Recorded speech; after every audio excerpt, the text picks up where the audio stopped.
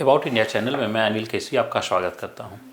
About India channel में आज हम लोग एक नई सीरीज लेकर चल रहे हैं और नई सीरीज जो है वह क्या है, तो वह है भारत में प्रचलित धर्म, एक व्याख्या। यानी भारत में जितने भी धर्म हैं, जैसे जो है वह हम लोग बात करें, हिंदू धर्म है, भारत में इस्लाम जो है वह मौजूद है, भारत में सिख जो है वह मौजूद है, क्रिश्चियनिटी है, यहूदी है, पारसी धर्म है, बौद्ध है, जैन है, ये सब सारे धर्म, इन सब सारे धर्मों को हम लोग थोड़ा सा संक्षिप्तता से जानने का प्रयास करेंगे। और ये जो संक्षिप्तता से परिचय जो है वह है, उसको जानने के पहले हम लोग दरअसल धर्म की संकल्पना को ही समझने का प्रयास करेंगे कि धर्म की संकल्पना जो है वह क्या है। क्यों? क्योंकि जो है वह धर्म की संकल्पना हर एक जो है वह समाज के अनुसार से अलग अलग है। हमारे भारतीय समाज के अनुसार से धर्म की संकल्पना क्या है, इसको हम लोग पहले समझने का प्रयास करते हैं। आइए देखिए, धर्म जो है वह भारत में, इसे अगर अंग्रेजी में कहा जाए तो ये जो है वह धर्मा है। ये जो है वह एक्चुअल में क्या है, वो है धर्मा। ठीक, हम लोग अंग्रेजी के लिए रिलीजन शब्द का उपयोग करते हैं, यानी धर्म के लिए अंग्रेजी में हम लोग रिलीजन शब्द का उपयोग करते हैं, बट एक्चुअल में धर्म और रिलीजन दोनों जो है वह सिनोनिम्स नहीं है, दोनों एक दूसरे का एक रूप नहीं है, दोनों के अर्थ जो है वह बदल जाते हैं। आइए इसको हम लोग थोड़ा सा समझने का प्रयास करते हैं। देखिए, भारत में जो धर्म है, यह दरअसल संस्कृत के ध्री धातु से जन्म लिया है। संस्कृत के ध्री धातु से जन्म हुआ है। तो ध्री धातु, ध्री का अर्थ जो है वह क्या होता है, तो ध्री का अर्थ होता है धारण करना, धारण करना। अब देखिए, ध्यान समझिए, तो धर्म क्या है, धर्म क्या है, धारण करना। क्या धारण करना, तो धर्म जो है वह क्या धारण करना, तो धारण करना कर्तव्यों को धारण करना। क्या धारण करना, तो कर्तव्य को धारण करना। ठीक है। अब देखिए, जो संस्कृत का धर्म है, जिसे हम भारतीय धर्म की जो है वह प्रारंभ मान रहे हैं, तो उसका अर्थ वास्तव में है कर्तव्य को धारण करने से, कर्तव्य को धारण करने से। तो हम यहां कर्तव्य को धारण करने की बात करते हैं। ठीक है।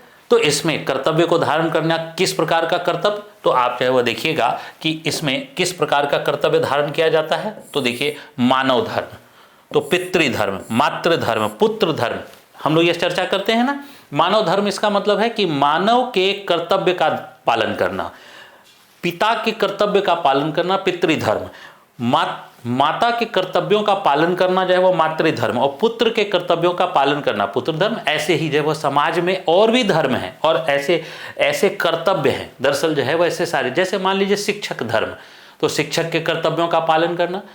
तो ये सारे के सारे जो है वो ये क्या है, तो इसमें आप देखिएगा कर्तव्य हैं, इसमें कर्तव्य हैं, इसमें ड्यूटीज हैं, कर्तव्य यानी ड्यूटीज हैं, इसमें गॉड की उपस्थिति है ही नहीं। अब हम लोग ये कहें कि पितृधर्म का गॉड कौन है, तो कोई नहीं। मातृधर्म का गॉड कोई कौन है, कोई नहीं। इसका मतलब है कि ये जो धर्म है इसका गॉड कोई नहीं है। तो ये जो धर्म है, भारत में जो धर्म की संकल्पना है, उसमें गॉड की उपस्थिति यानी ईश्वर की उपस्थिति अनिवार्य तत्व नहीं है। ध्यान से समझिए, अनिवार्य तत्व नहीं है। जबकि हम जो है वह रिलीजन में जो है वह अगर देखें, रिलीजन शब्द, तो रिलीजन शब्द जो है वह को देखें तो यह एक वेस्टर्न सोसाइटी का कंसेप्ट है। और जो वेस्टर्न सोसाइटी का कंसेप्ट है, तो इसमें गॉड की अनिवार्यता है। यहां गॉड क्या है, अनिवार्य है। जबकि हम लोगों ने अभी यहां देखा कि भारत के धर्म में कर्तव्य जो है वह है, तो यहां गॉड अनिवार्य नहीं है, लेकिन यहां गॉड अनिवार्य है। ठीक है। आइए अब इसको हम लोग जानने का प्रयास करते हैं कि देखिएगा कि भारत के धर्म में सनातन धर्म भी मिलता है, वैदिक धर्म भी, सिख धर्म भी। अब ये जो धर्म है इसमें क्या है, ये ईश्वर की उपस्थिति मौजूद है। इसका मतलब क्या है कि यहां पर भारतीय धर्म की जो संकल्पना है, भारतीय धर्म की संकल्पना में कर्तव्य भी हैं और गॉड भी हैं। गॉड के अनुसार से अलग धर्म, जिसमें सनातन धर्म, यही सनातन धर्म बाद में हिंदू धर्म बन गया। ठीक है। वैदिक धर्म या सिख धर्म, जिनका इन सब धर्मों का, सारे धर्मों का उदय जो है वह कहाँ हुआ, तो भारत की जो है वह धरती पर हुआ। और ये जो भारत की धरती पर, तो इसमें ईश्वर की उपस्थिति है, ईश्वर की उपस्थिति मौजूद है। लेकिन हम लोग अगर इसके पहले जो है वह हमने जो चर्चा की, इसमें मानव धर्म, पितृधर्म, मातृधर्म, पुत्र धर्म में इसमें ईश्वर की उपस्थिति अनिवार्य नहीं है। तो इसका मतलब है कि ईश्वर की उपस्थिति हो भी सकती है, नहीं भी हो सकती है।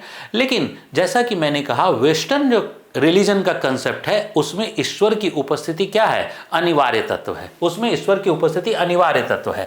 तो presence of God is compulsory. जो रिलीजन है, इस रिलीजन में जो है क्या है, presence of God is compulsory, God की उपस्थिति अनिवार्य है। और ऐसे में हम लोग देखते हैं एग्जाम्पल के तौर पर जैसे क्रिश्चियनिटी, तो क्रिश्चियनिटी में जो है वह गॉड है, इस्लाम में वही अल्लाह या खुदा हो जाते हैं, और सिखिज्म में उन्हें हम रब कहते हैं। तो इसका मतलब है गॉड जो है वह उन्हीं को हम लोग इस्लाम में अल्लाह कहा या खुदा कहा, और सिखिज्म में रब कहा, और हिंदुइज्म में जो है वह क्या है, तो पॉलीथेइज्म है, बहुदेववाद, यानी यहाँ बहुत सारे देवी देवता हैं, एक है नहीं है। यहां पर एकेश्वरवाद की संकल्पना है, यहां एकेश्वर, इन तीनों धर्मों में एकेश्वरवाद की संकल्पना है, यानी ये मोनोथिज्म है, ये जो है वह मोनोथिज्म है, और यहां ये पॉलीथिज्म है। तो इसलिए यहां बहुदेववाद की संकल्पना है, और यहां पर हम लोगों ने एक, लेकिन इसमें अगर हम लोग बात करें तो बहुदेववाद है, तो इसमें जो है वह ब्रह्मा भी है, विष्णु भी है, महेश भी है, लक्ष्मी भी है, सरस्वती भी हैं, और जो है इस प्रकार से जो है वह हम करोड़ों जो है वह देवी देवताओं की संकल्पना को हम लोग यहाँ पर देखते हैं हिंदुइज्म में। ठीक है, हम लोग जो है वह बात करेंगे, आखिर उसके बारे में भी हम लोग बाद में बात करेंगे। लेकिन यहाँ पर जो है वह रिलीजन का जो है वह तात्पर्य जो है वह क्या हुआ कि यहाँ रिलीजन में गॉड की उपस्थिति होनी ही है, लेकिन भारतीय धर्म में गॉड की उपस्थिति अनिवार्य नहीं है, बल्कि कर्तव्य भी जो है वह धर्म का रूप जो है वह ले सकता है, यानी कर्तव्य भी धर्म का रूप जो है वह ले सकता है। ठीक है, तो अबाउट इंडिया चैनल में आप सबका धन्यवाद, थैंक यू।